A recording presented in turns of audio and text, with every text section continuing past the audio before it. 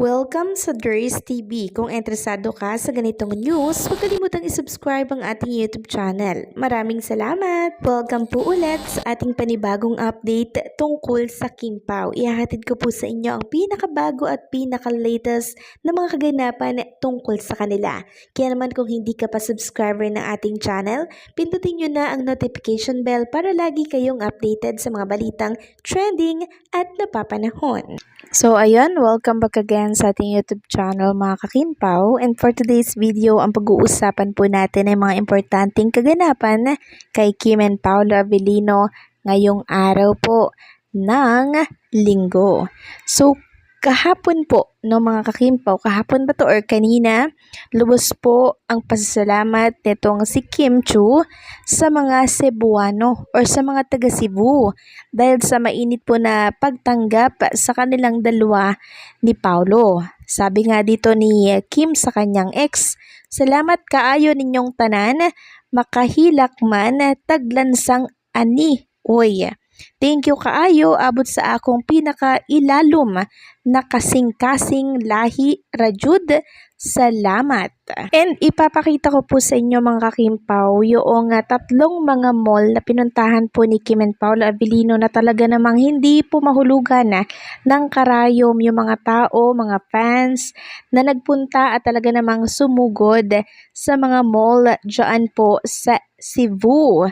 So grabe punong-puno po mga kakimpaw ang mga mall na kung saan ay pinuntahan po ni Chinita Princess. Grabe ang dami mga kakimpaw, ang lala po, ang lala. Sobrang ano ka na lang talaga, mamamangha ka na lang talaga sa dami po ng mga taong dumagsa dito sa isang SM na pinuntahan po nila. Ayan grabe, sobrang dami po talagang nagmamahal kay Kim and Paolo.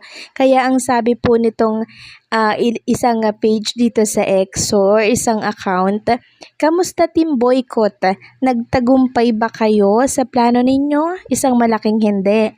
Sa hashtag Kimball fans na nagpunta upang suportahan ang My Love Will Make It Disappear, ayos lang po ba kayo? Sana po nag-enjoy kayo. Ramdam ni na Kim and Paolo ang pinaramdam ninyong love. So, akala po ng ilang mga bashers, akala po ng mga nagpalaganap ng fake news mga kakimpaw, ay lalangawin po ang mall tour ni Kim and Paolo dahil doon sa issue na pinupukol kay Kim, no?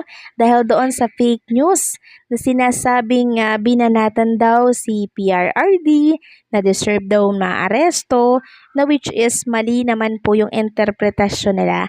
So sabi ko naman sa inyo, hindi po magwawagi or maghahari ang kasamaan nila na pinapalaganap sa mundo ng social media dahil ang katotohanan pa din ang mananaig. And kitang-kita nyo naman ang init ng pagtanggap sa Kim Pao dito po sa Cebu. 'Di ba? Ayan po mga kakimpaw, sobrang dami talagang mga taong nagpunta sa mga mall tour ni Kim and Paolo, no? So, pansamantala po kasing napapawi yung kanilang mga problema pag si Kim at Paolo na po ang kaharap po nila. Ang bansa natin, 'di ba? Dumaranas ngayon ng matinding kalungkutan dahil po diyan sa pagkakaaresto nga po ni ex-President Duterte. So, ang Kim Pao, parang sinasalba po nila, no? Yung kalungkutan po ng mga mamamayang Pilipino. And kahapon din po mga kakimpaw, nakareceive si Kim and Paolo Avellino ng bouquet of picture ng Kim Pao. So kung nyo mapapansin, yung color pink, mga picture po ni Chinita Princess yan. And yung color blue ay mga picture naman ni Paolo. Pero ang may hawak po noon ay si Kim Chiu. Tapos yung para po kay Kim na kay Paolo Avellino. And pinasalamatan din po mga kakimpaw ni Chinita Princess yung mga nag-motorcade, umalalay po sa kanila kahapon nung sila po ay paparating dyan sa Cebu. sobrang na-appreciate po yan ni Chinita Princess. And nakakatuwa lang po dahil talagang inalalayan at inakay po nila si Kim and Paolo Abilino para makarating po ng ligtas dito po sa mga mall tour na pinuntahan po nila dyan sa Cebu. So ang dami pong kinilig mga Kimpaw sa pinakita po ni Kim and Paolo Abilino sa kanilang mga mall show. Grabe, sobrang sulit po ng pagpunta nila dahil sa init ng pagtanggap na ginawa nila. So yung pag nose to nose na yun kagabi, isa lamang po yan or ilan lamang po yan sa mga ginawa po ni Kim and Paolo Abilino. Dahil marami pa po nating pag-uusapan. Pero bago natin pag-usapan yan, hindi ko palalagpasin itong napanood ko pong video na kung saan itong si Kim pinagkaila nga po si Paolo Abilino dito po kay Jay. Yes po, you heard it right mga kakimpaw. You heard it right na pinagkaila po ni Chinita Princess si Paolo kay Jay.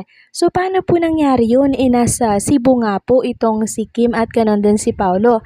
So nasaan si Jay? So ganito po kasi ang nangyari mga kakimpaw. Doon po sa isang mall na pinuntahan po ni Kim and Paolo Abilino, meron dong bench.